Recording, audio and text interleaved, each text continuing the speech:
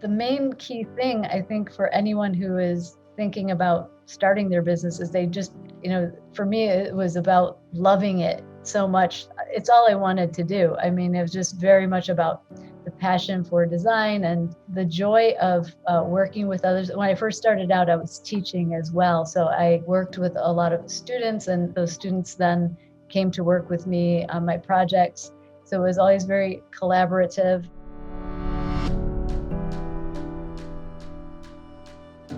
Welcome to Straight Talk, a podcast about big ideas featuring candid discussions with some of the world's foremost thinkers and doers. I'm Hank Paulson, chairman of the Paulson Institute, and today I'm speaking with Jeanne Gang. Jeanne is a founding principal and partner of Studio Gang. Her approach to design has distinguished her as one of the leading architects of her generation, and she's on the cutting edge of design strategies to improve ecological biodiversity in cities. Some of her notable works include the Aqua Tower in Chicago, Q Residences in Amsterdam, the Guggenheim Foundation headquarters in New York, and the Taipei Pop Music Center in Taipei, just to name a few. Jeanne is also a professor in practice at the Harvard Graduate School of Design. She's the author of 3 books on architecture and a monograph of the studio's work, Studio Gang, Architecture, which was published in June 2020.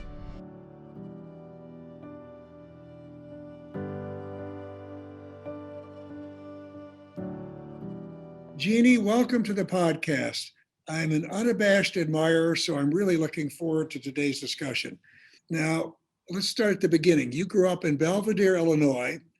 Was your penchant for creativity and design apparent as a child? And how did your interest in architecture evolve?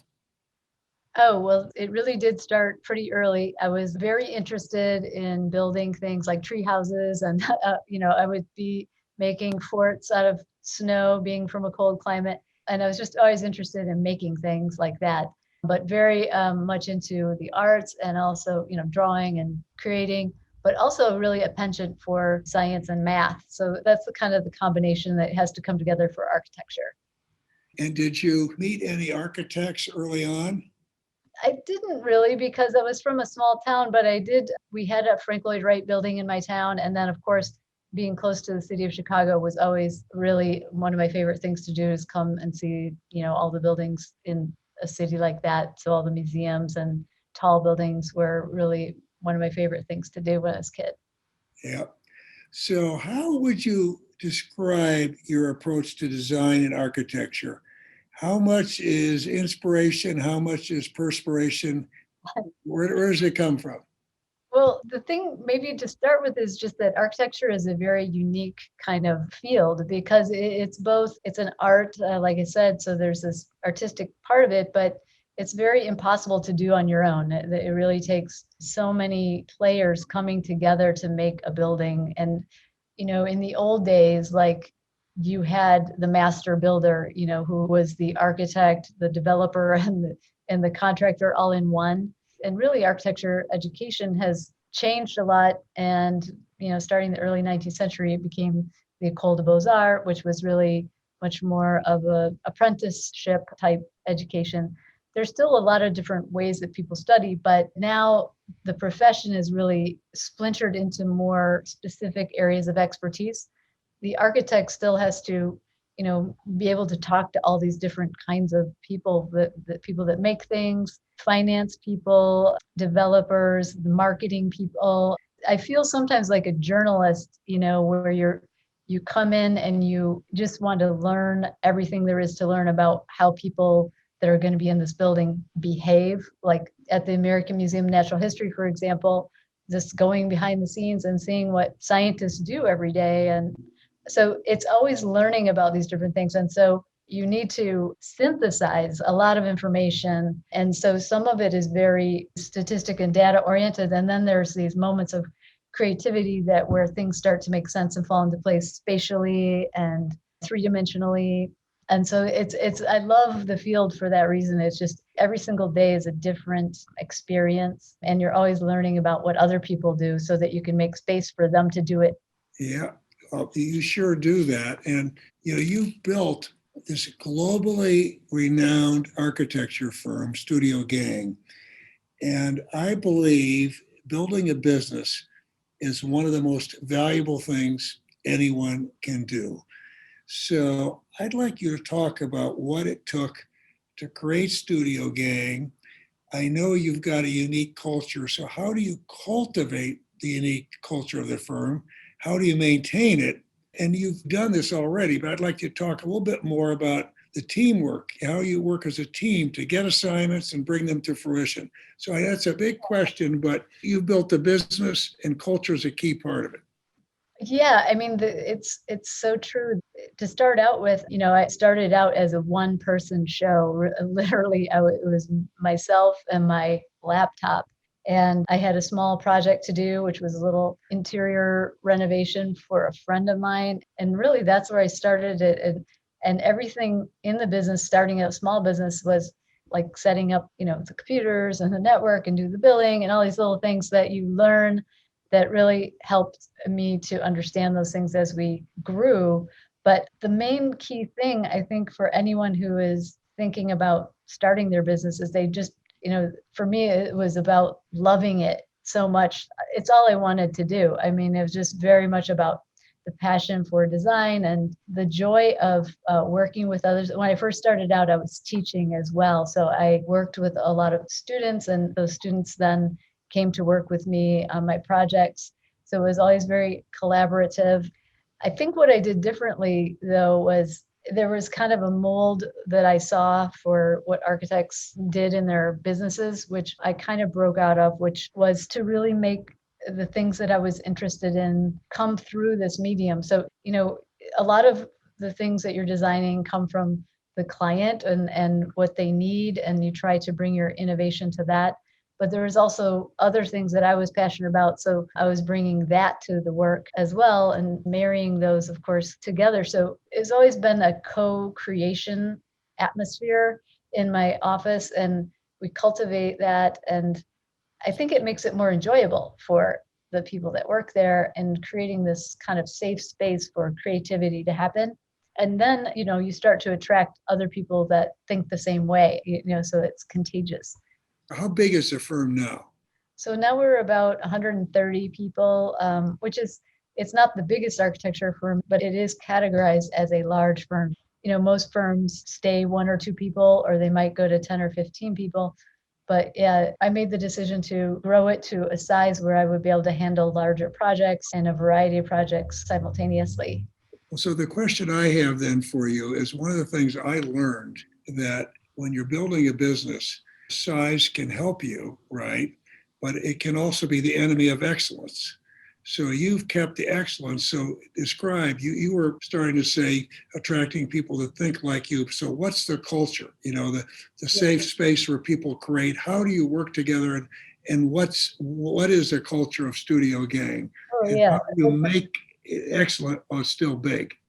Yeah, it's a great question. So it's really about teams, building teams they're all like small little excellent teams that have designers and technical people on them. And whenever we start a project, we get that team together, we do research. And again, the research might be because we haven't done that type of project before, but it's very like intellectual in the beginning, like you build a bibliography of books and articles to read and research that's been done. And we go off in different directions for this very creative sponge mode, I guess I would call it. And then we come back together and we share our findings. And then things start to become relevant. Like it might be that the client is trying to do something with a theater. I was thinking of the Writers Theater, for example, where the creative director really wanted the most intimate space, possible in a theater. So some of the research was about that and acoustics and the place, the ecology, all these things that might seem tangential. They start to come together, and then the team is there when that spark happens. And so when everybody's on the same page and sharing like that, that's the culture that I want to cultivate. Not the culture, the opposite of that is where people kind of hoard information and try to create a power hierarchy. So the key to it is in growing larger is to try to continue to have that safe, collaborative team environment where you're not trying to outdo each other, you're trying to keep the project as the focus at the center. It's interesting because, banking is a very different business, but the culture we tried to emphasize when I was running Goldman Sachs and all along at Goldman Sachs was teamwork. And you could be some bankers that would be stars at other firms, but if they came to our firm, it would just sort of be rejected, sort of like an organ transplant that didn't work because they didn't want to be part of a team. But I guess part of that is you attract the right people, but part of it is how you perpetuate it. And you clearly work to do that.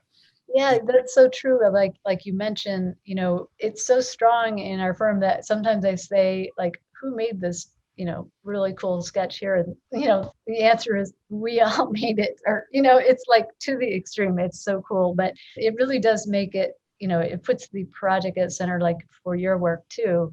That's the goal. And sure, there are going to be people that excel and that will become apparent. But usually the really good team players are the ones that they're supporting other young people in the office. They're mentoring as well as being creative themselves. So I don't have a great sense of design. So what's attracted me to your architecture is the way you use it to connect people with the natural world. And you've emphasized bird safe building techniques and works like the Aqua Tower in Chicago. You've developed an experimental prairie ecosystem on the rooftop of your Chicago office. You're on the cutting edge here. So I want you to talk a bit about how you talk about what you've done, but how you see your work evolving on the issue of sustainability. You've been leading here. So how have you got to where you've got and what's the next evolution? Oh, it's so exciting for me because that's one of the interests I bring is just this love of nature, but also the complexity of ecology.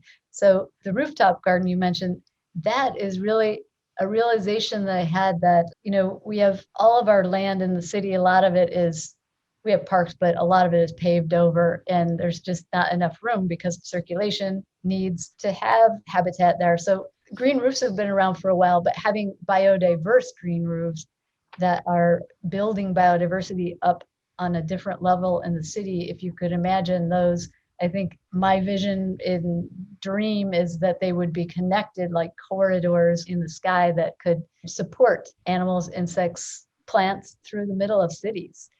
We're losing so much biodiversity so quickly with loss of habitat. So that's one thing. And so integrating green into the buildings, making them part of nature. We're not the only species that deal with architecture. So I think that's like future coming, like many more species to see how much we can have that integration and in the cities, like as well as a place like Lincoln Park Zoo Nature Boardwalk, where we took more of like a 19th century version of nature in the city, which was more picturesque and made it actually functioning, like it's stormwater infrastructure, its habitat. And people love this in the city. So it's really great, especially thinking about now with a pandemic that we've had, how important it is to get outside, how important it is to be connected to places like that that are close by. I think the big hurdle that we need to do as an industry, it has been reducing energy all this time, but it's shifting to just this carbon calculation because this is just, we have made good gains on reducing energy, but the carbon is still enormous that is produced in doing buildings. So the frontier is really, it's kind of like something we already knew how to do in the past, make buildings out of wood, but we need to do it now and move it forward in the future so that we can work with products that are manufactured that are easier to build and transport, and also think about materials that can actually sequester carbon. Besides trees, there could be materials that can start to be integrated so buildings are actually taking carbon out of the atmosphere. So that's like the frontier that I'm really interested in pursuing. And there's a lot of work to be done. And of course, regulations will help us to move that along, because if we don't have regulations or targets, it ends up not happening. So Yeah, you and I have talked about this a lot because, I focused in China, but just if you look all around the world and you look at carbon emissions and look at all buildings, like 50% of emissions, not just office buildings and residential, but industrial buildings and so on. It's a big source of emissions. And we've just seen time and time again, if you don't have the proper building codes and regulations and so on, you're going to get buildings that are inefficient and are worsening our problem. It's so true. I mean, you see when those targets are put into place as policy in cities mainly, they can be met. But if they're not required, there's just not the right incentives to meet it. But going after carbon is interesting because it will we have one project that we are working on where there's very tough guidelines in the city of Paris for the University of Chicago project, the Paris Center. And we are really looking at that calculation for everything down to the connection details, how they're made and how much steel is in them and so on. It really forces you to address it, and we are. But that is probably our best performing building that we will have made, is that building right there, and it's in Paris. Well, that is so important because what we need are models. You need pioneers to create models and show that it can be done. And that's, I think, a lot of the work going forward is going to be very important here. I want to, before leaving this topic generally, I got to know you through my wife, Wendy, you and Mark, and birding and your love for nature and so on. And so you clearly bring that to your work. So you've brought all of that and biodiversity to your work. Before moving on, let me ask you, other hobbies you have that when you relax, because you're working hard, but what do you like to do in your spare time? It's funny because architecture is just like, it's so all encompassing for me. People always talk about work-life balance, but for me, it's like, the natural world and design and architecture. That's like my main two things that I love to do. So I like to, of course, travel to cities and see what's been done. And but I equally like going to places where I can learn from natural ways of building and how nature works as a system. And those are two things that, I use in my work all the time, but it's really my hobbies as well. It's really studying, being a very observant study of nature has really informed my work. I think you can see the patterns in the work. You can see the frit that we put on the windows that also protects birds from flying into class, but you can also see aesthetically there's something there that is inspired by natural forms, natural patterns and systems. And I think it goes all the way into thinking about how things relate to each other, because in nature everything is connected. And so when we think about buildings, I also like to think about how they, not just the site that it's sitting on, but how it connects into the larger context. Well, you're very, very fortunate because for you, your avocation and vocation come together. And so you really enjoy what you're doing. So let's talk about Chicago. So you're a global figure in the architecture world, but here in Chicago, we proudly claim you as our own. Is there something about this city which has made you devote so much of your work to it? What I love about it is you've done so much in Chicago, but you also think globally. So you're doing things from Chicago, you're doing it all over the world. But what is it about Chicago that appeals to you? Well, Hank, it's really that it's my hometown. I understand it so well and its relationship to the way that it grew up as a metropolis.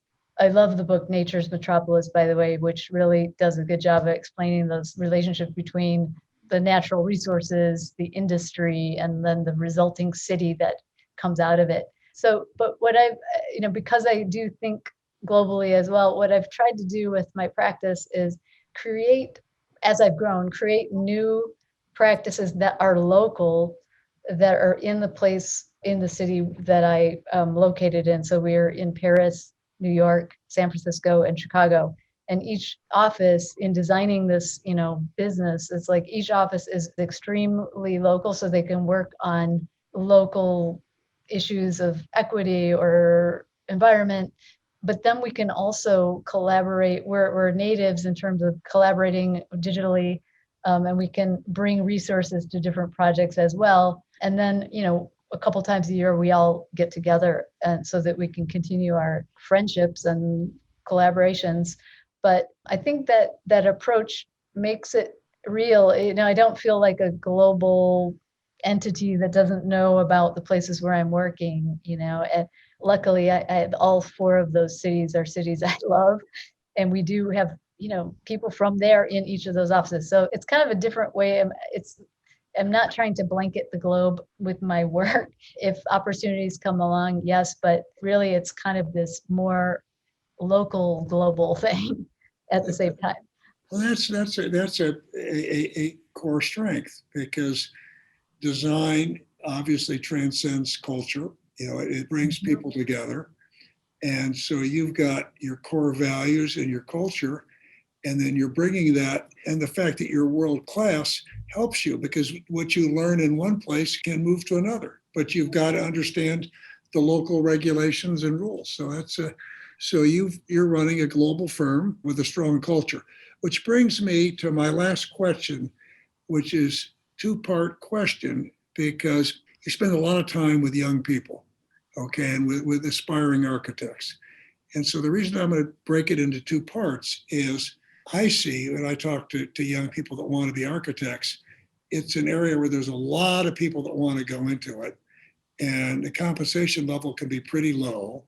And technology is hollowing it out, right? So the most talented people tend to do well. But otherwise, a lot of what used to be done, is done on a computer. And so just thinking about that for young people, and so that's one part of the question. What do you say to someone who thinks they might want architecture?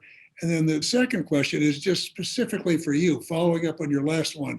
When you, for Studio Gang, are hiring someone, and it's someone that you haven't worked with before, okay, and you're interviewing them, what is it that you look for someone to join Studio Gang?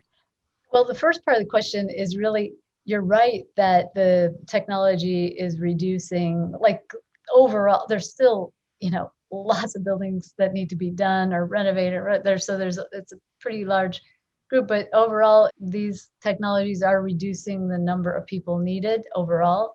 But what that's done in architecture is just created so much more creativity about designing your own career. I mean, a lot of architects, it's a way of thinking. It's this way of thinking that is so valuable. And I think businesses have even studied design schools, to see how this creativity works. But I've seen architecture students leave and go into everything from, game design, like spaces, the virtual spaces, designing those, to urban design, which is really a growing field because our urban centers are still expanding. And so bringing all those systems together, I mean, there's so many different ways it can go. There's many different paths. I guess in that sense, my trajectory is, in a way, it's more traditional in that, we design cities and buildings, in this, like I said, a more collaborative way. But there are many different careers that benefit from this kind of architectural education, which is very rigorous. Yeah, I would add that. And what you've said, I've always said outstanding professionals, and you can see it when they're very young, define their job expansively, right? And you went up the traditional way, but you defined it very expansively in terms of what architecture was and really understanding everything the client wants and getting into the environment and so on. When I visited Stanford last, they have a school of design, right? And they're looking at creativity to solve all kinds of problems. And so what you're saying is young people, if you're interested in design and creativity, there's a way of thinking and there's all sorts of things you can do with that. And so that's Right.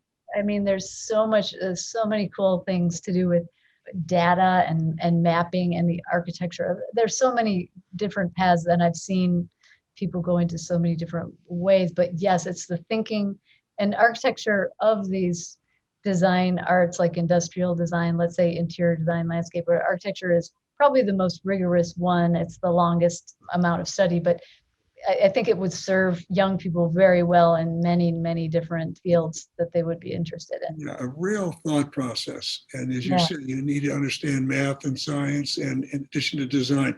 So now you're interviewing someone. Uh, What is it for your culture? What is it you're looking for? Because the key for so many is getting the right people.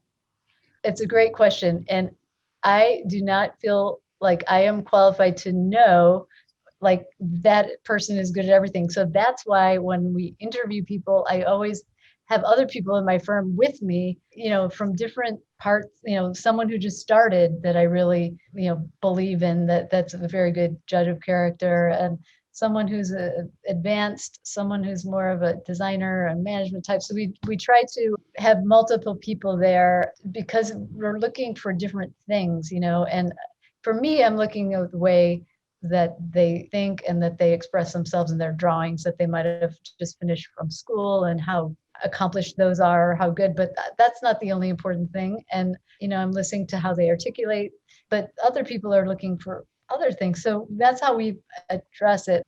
And it has worked. It's worked. It's like there's usually a consensus about the top candidates for sure when we start talking about the qualities that we were looking for. So yeah, I think that also helps build the teamwork too, because we also, multiple people saw that person and were interested in them. And so it's a little bit of a group decision. Yeah, it's all about culture, and you reduce the risk that you will make a mistake, and you reduce the risk that the new hire will come into a situation where he or she can't Right. succeed. So They I've feel got more comfortable too when they arrive. They met more people. now I've got one last question to talk about because it's so big today. You've been an outspoken leader in fighting discrimination and prejudice in the architecture world. Talk about your efforts here and your experience as an architect and how this has shaped your views on some of today's social justice issues. I think the issue is really about, the positive benefit you get from different points of view and people from different backgrounds in a design environment is a plus for the business. But there's issues about the pipeline of, architects coming through, they're ready to be, to enter the practice. There's like a lot, it's very uneven in terms of who studies architecture, because it used to be such a field that was for the privileged, few. So part of what we're trying to do is, get more people interested in architecture and urban design and all the other things that we talked about that can come out of it. I think it's historically maybe not, it's not like something, if you come from a family that maybe is not already privileged, it doesn't look like the most attractive field in terms of the salaries that you could make coming out versus going into finance or something, or going into medical profession. But it's so rewarding. So part of it is working on that pipeline part, and then making sure that the internal environment is safe for people to feel appreciated. And that takes work as an organization. I don't want to see this talent that is out there wasted. There are so many amazing people that could be contributing to our built environment and making it, the environment itself, more equitable. So I'm mostly driven by the fact that I feel like we're missing something, and I want to open that up and bring people in, and I think we'll all benefit from that. For sure. And Jeannie, this has been really fun and enlightening, and keep pushing the boundaries in design, social justice, and sustainability. Thank you very much. Thanks so much. It's been great talking with you.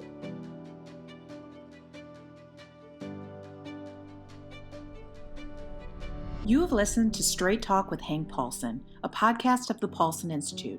To find more episodes from leading thinkers and doers, please visit paulsoninstitute.org/straight talk or download on Apple, Google Play, Spotify, and Stitcher. And don't forget to rate and subscribe. Thank you for listening, and see you next time.